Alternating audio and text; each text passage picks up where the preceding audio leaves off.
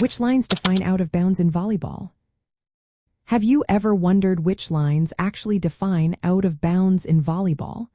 Understanding these lines is essential for players and fans alike. Let's break down the specifics of out of bounds regulations in volleyball.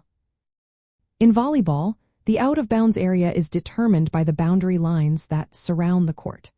The court measures 30 feet wide by 60 feet long, divided into equal halves of 30 feet by 30 feet on each side of the net. A 2-inch boundary line runs along the edges of the court, marking the limits of inbounds play. Here's the key point. Any ball that touches the boundary line is considered inbounds.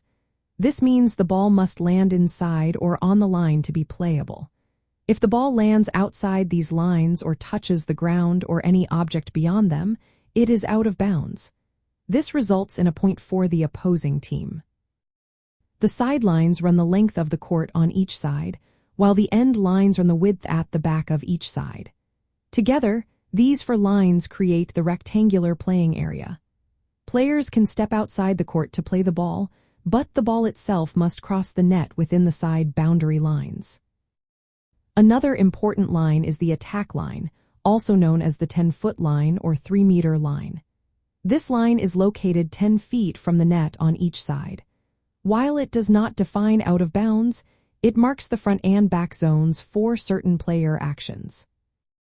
The net itself is not an out of bounds line, but the ball must pass over or between the side boundary lines as it crosses the net.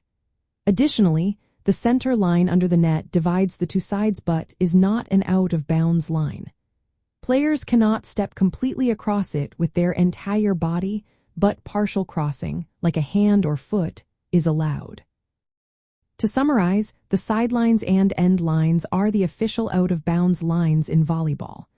If the ball lands outside these lines, it is out of bounds. However, if it touches the line, the ball is still in play.